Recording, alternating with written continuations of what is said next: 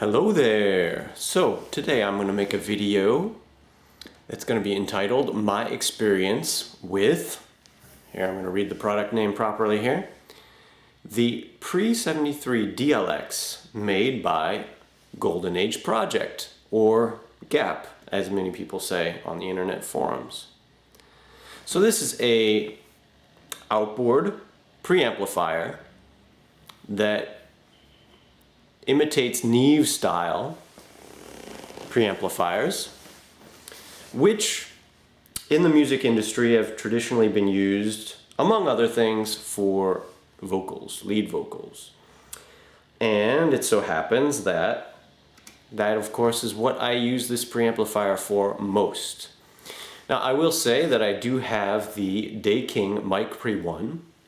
These are my two outboard microphone preamplifiers, and so besides those two, the only experience I have working with preamplifiers in my home studio are the RME Fireface UC, which is my audio interface currently, and some cheaper Steinberg interface, I can't remember the name exactly, that I have since stopped using.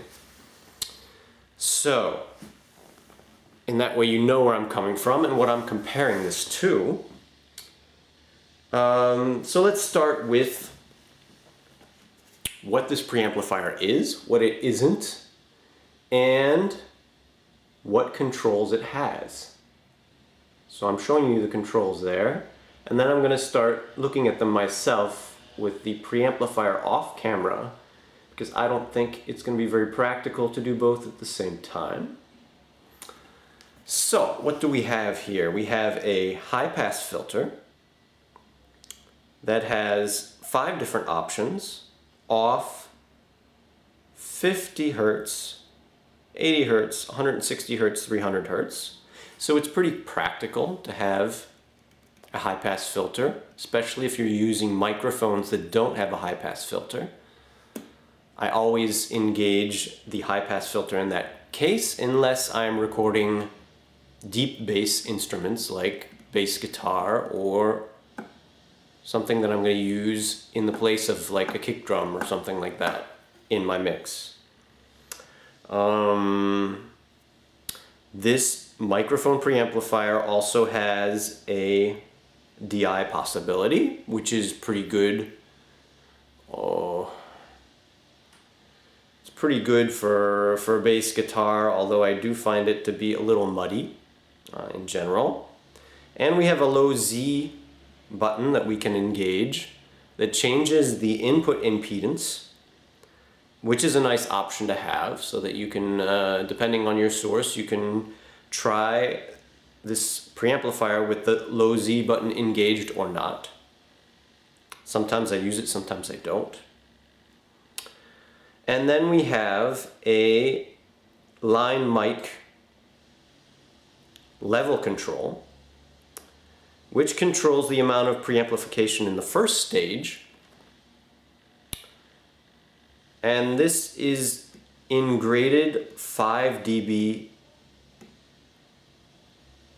niches, or 5-degree steps basically. And it goes all the way up to plus 80 dB, which is pretty high, I must say. And if you're using, for example, a dynamic microphone to record a quiet vocal, could be very appreciable. And then we have an output control, which is continuously variable. It's not stepped like the line mic control. Then we have also the possibility to use the insert button so that you can use this preamplifier with, for example, a Golden Age Project EQ, so that it gets inserted properly, just like it was, as I read, in the old Neve consoles. I believe the EQ gets inserted between the 2 stages of amplification, if I remember correctly. And then we have an output pad, which is an interesting addition that allows you to gain more distortion on the output transformer, if you so desire. And then we have a primitive level meter that shows 4 LEDs, -10, 0, +10, and clip. And then we have a phase button. So there are quite a few options on this preamplifier, which is quite nice. Most preamps don't have this number of options at all. So, my experience with this mic preamp is basically that ever since I got the Daking Mic Pre One, I primarily use it on vocals. I enjoy using the Mic Pre One on my instruments, and I enjoy using this Neve style, let's call it, although some will probably get angry when I say that, but it is more or less a Neve style preamp. I enjoy using that on my lead vocals, as that is usually what we hear on music recordings. Now, I will say, as many have said on the various music gear forums, that the Mic Pre One is, generally speaking, a more professional sounding preamp than the GAP Pre-73 DLX that I'm talking about here. On the other hand, every single time I have tried to do shootouts, regardless of the mic, on lead vocals between the two preamps, I always prefer, might just be my voice, I don't know. There are many people that say they're very happy with the way their voice comes out on the Daking Mic Pre One on various microphones. My experience between the two is that, without hesitation, I always prefer the GAP Pre-73 DLX on my voice as compared to the same microphone, or a different microphone, doesn't matter, using the Mic Pre One. And that has to do, again, with the fact that the Mic Pre One is not a Neve style preamp. We're not as used to hearing that on voices, and you know, the GAP is a Neve style preamp. What does that mean? Well, as with many things audio, it's kind of hard to describe, but it adds a certain heft, it adds a certain weight, you might call it, to the lower mids that makes the vocal sound more solid, more heavy, more upfront. And I must say, with this preamp, I have been contemplating upgrading it for some time now, because this preamp has a tendency to do that a little too much. But I must say, on the other hand, that I have been using this preamp on my recordings without upgrading it for at least 3 years now. And why is that? Well, because over here in Europe at least, I bought this preamp for 400 euros, I believe, 3 years ago, 3 years ago. And since then, maybe, you know, since I've been using it for 1.5 years, my ear has gotten to the point where it tends to be a little too muddy, as I say. And so I'd like a Neve style preamp that has a little bit less of that mud. But the problem with that is that you really, really have to want it, or you really have to have a big budget. I've had my eye on the Great River preamp, for example, for a while, but I still haven't gotten it. Why? Because first of all, it's over 1,000 euros here over in Europe. And second of all, it doesn't have half the number of options that this preamp has. It doesn't have a high-pass filter, for example, which I would definitely miss. And so altogether, I still haven't pulled the trigger on upgrading this mic preamp. It does the job pretty well.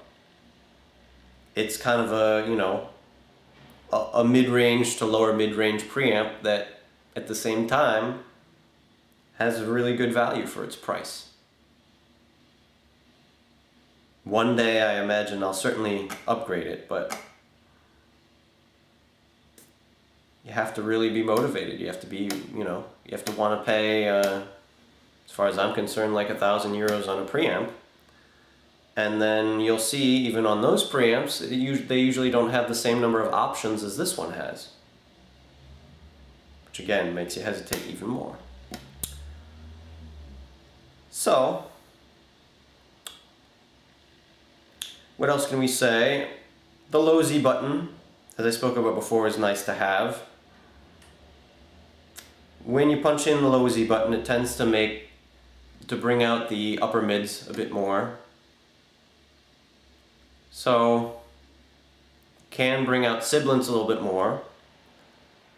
But since this preamp is not a preamp that brings out very much sibilance in its normal setting, sometimes I'll engage the low Z button for vocals. If you want a more slippery, a more shiny type vocal sound. I must say, concerning the output pad, that I've never liked how it sounds. So that's an option that's on here that sounds like a good option, but to me it never gets used. You might differ. If you like a sort of radical kind of crunch sound on what you're recording, you might like the output pad. It just sounds much too crunchy. You know, if you're like into really extreme like metal or extreme sounding electronic music, could be cool for an effect. That's not the type of music that I tend to do, so I just don't tend to use the output pad. And the more I've used this preamp, the more I have backed off on the line mic levels. When you first start using it and you're only used to using audio interface preamps, you get kind of excited and blown away by the, you know, adding that big heft to the lower mid range of your vocal. But the more I've used this preamp, the more right, why I'm telling you this is because basically the higher you raise up the line mic level of this preamp, the more you'll get that mid-range heft, the more you'll get the what I believe is the input transformer to be charged and saturated. But as I was just saying, the more I've used it, the more I just want a vocal that's has a little bit, as I said, a little bit of that mid-range heft, lower mid-range heft, but not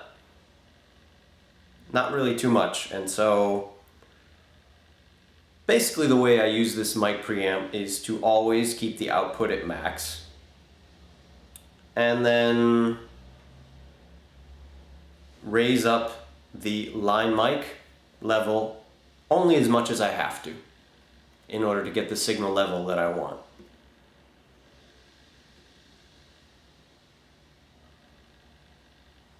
As I said, the high-pass filter is very nice to have. I use it quite frequently.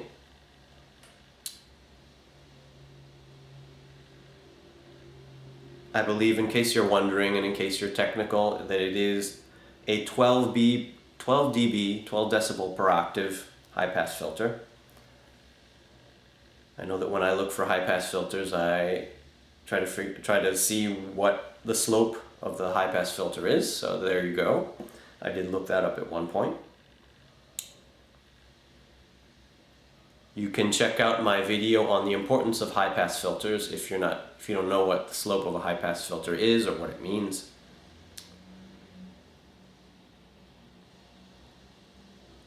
And I will say that since I only have 2 outboard mic preamps, as I said in the beginning of the video, the Pre-73 DLX that I'm talking about right now, and the Daking Mic Pre One, that when I do stereo recordings, I end up having to use this, well, not having to, I could use the RME Fireface UC preamps, but I never do unless I have to. So because I like this preamp better than the RME preamps on just about everything. So when I record in stereo, I always use this one, and it does make the stereo mix. Like for example, sometimes I record stereo electric guitars. I have 2 electric guitar preamps. And whichever side of the mix that I put this GAP preamp on always grabs more attention than the other side of the mix that the Daking preamp is on. So I'll often try to put this preamp on the softer guitar sound, for example, to compensate, and to put the Daking Mic Pre on the amp sound that naturally grabs more attention, for example. Even so, the side with the GAP preamp on it will still, generally speaking, grab more attention, so that's just something you have to work with in the mix. Also, part of the reason I've gotten tired of, this preamp to some extent, but again, not enough to actually replace it, is again, its tendency to be a little muddy. Its tendency to add a little too much to the lower mids. And so you'll have to spend more time pulling out, frequencies around 200 hertz in the vocal or whatever it is you're recording, as compared to other preamps. And if you use this preamp on everything in a mix, things can get pretty muddy fast. And that's part of the reason that, if you've ever done a lot of mixing, you know that the more you layer tracks, the more you're going to have trouble with mud in the mix as a whole. And so that's part of the reason I only use it on vocals, really. And if I didn't have my Daking Mic Pre One, I probably would, on mixes where I do a lot of overlaying, use my RME mic pre's for a lot of the more background tracks, for a lot of the tracks that you don't want to be up front. So that when they're layered, like I said, they don't build up quite as much mud into the mix as a whole.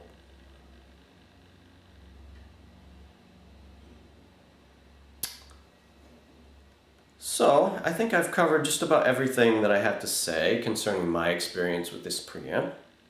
I didn't say it, but it does of course have 48 volts for condenser mics. But it is also very good if you have dynamic microphones that are harder to drive, like the RE20, which I have, and the Shure SM7B, which I have also. Right, the last thing that I wanted to mention about my use of this preamp, given the setup that I have with the preamps that I have, is that, for example, when I record not a stereo signal, but 2 signals for the same instrument. For example, the main use of that for me is recording electric bass.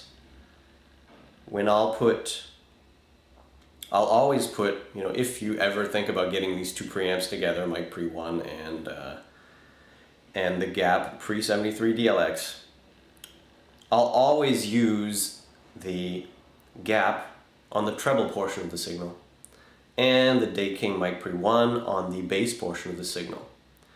Because, and again, that's after having experimented with this and trying all the options over and over, and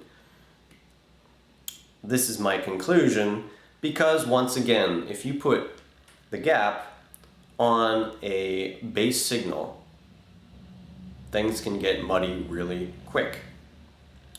So coming back to my bass guitar example, I will always put the GAP Pre-73 DLX on the bass amp, which has less bass than the DI signal.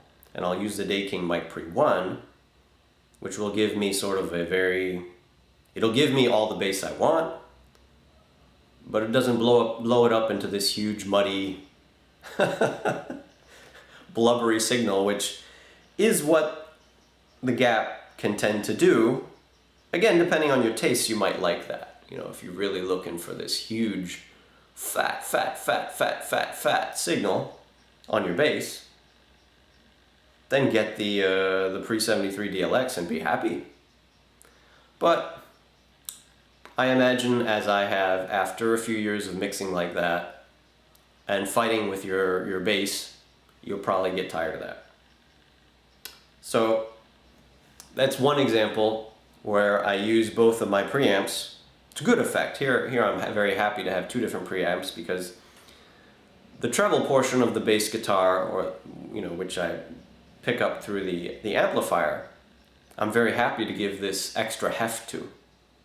And out of my bass amp, at least, through a microphone, even though I use the RE20, the Electro Voice RE20, which picks up tons of bass for a microphone, it still has very little of, 50 hertz or even 80 hertz in the signal. So when the GAP preamp gives more heft to that signal, I'm very happy with it. It doesn't end up being particularly muddy. And so the other example on which I do this sometimes is, the typical technique where you use a dynamic mic and a ribbon mic on a guitar amplifier.